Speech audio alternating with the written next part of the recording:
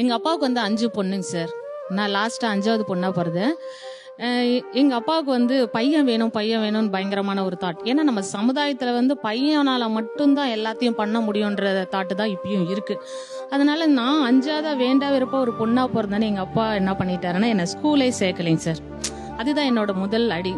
மாடு மேய்ச்சா கூட காசு கிடைக்கும், அதை வித்தா நீ ஸ்கூலுக்கு போயிட்டு எவனுக்கும் நீ சம்பாரிச்சு போடுறதுக்கு எதுக்காக உன்னை நான் பெக்கணும் அப்படின்னும் போது ரொம்ப வலி. அந்த 5 வயசுல என்னால புரியல நான் என்ன டிசிஷன் எடுக்குதானா என் அக்கா பின்னாடியே போவேன் சார். அப்ப அவங்க 2nd ஸ்டாண்டர்ட் படிக்கும் போது நான் 1st ஸ்டாண்டர்ட் போய் உட்காரும் போது எங்க டீச்சர் டெய்லி அட்டெண்டன்ஸ் எடுக்கும் போது தானே உன் பேரே இல்ல வெளியில நில்லு, ரொம்ப வலிக்கும் சார். நான் டெய்லியும் போய் அப்பாட்ட சொல்லுவேன், அப்பா என்ன டீச்சர் திட்டுறாங்கப்பா, என்ன பேர் சேர்ப்பா ப்ளீஸ்பா, நீ பையன் நினைக்காத, பையன் இல்லன்னு சத்தியமா உன் கனவு எல்லாத்தையும் நான் நிறைவேற்றுவேன்ப்பா, நான் உன்னை பெரிய இடத்துல மரியாதை பண்ணுவேன், நான் பெரிய ஆளாவும்ப்பா, என்ன நம்புப்பான்னு கெஞ்சுவேன்.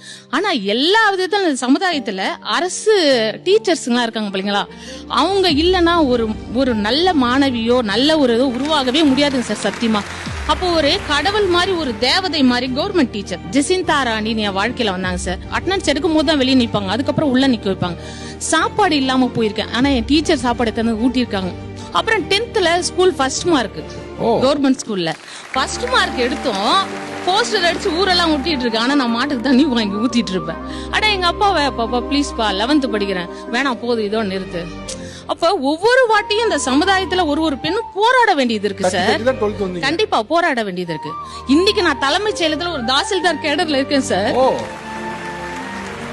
இவங்க ஸ்கூல்ல கள்ளக்குறிச்சியில படிக்க வைக்க வேணாம்னு சொல்லி அவங்க அப்பாவை பல பேர் கம்பல் பண்ணி ஊர்ல இருக்கணும் சொல்லி படிக்க வைக்க வேணாம்னு சொல்லி டிஸ்கனெக்ட் வரைக்கும் பண்ணிட்டாங்க, படிக்க வைக்கல. ஆனா ஒரு அரசு பள்ளி டீச்சர் தான் கண்டிப்பா வரணும் இவங்க அப்படின்னு சொல்லி ஜெசிந்தா டீச்சர் தான் இவங்களை இன்னைக்கு படிக்க வச்சாங்க. அது ஜெசிந்தா டீச்சர் போல பல டீச்சர் இந்த உலகத்துல வாழ்ந்துட்டு இருக்காங்க. அவங்க எல்லாருக்கும் மிகப்பெரிய வாழ்த்துக்களை சொல்லணும். ஏன்னா நிறைய நேரங்களில் அரசு பள்ளியில் சரியா வேலை செய்ய மாட்டேங்குது, அரசு பள்ளி இயந்திரம் சரியா இருக்க மாட்டேங்குது, அரசு பள்ளியில் இருக்கவங்க வந்து ஓபி அடிக்கிறாங்க, டீச்சர் இருக்க மாட்டேங்குதுன்னு பல விஷயங்களை பல புகார்களை பல விமர்சனம் வைக்கிறோம். ஆனா அதே அரசு பள்ளி தான் இன்னைக்கு ஒரு தாசில்தார் உருவாக்கி இருக்கு.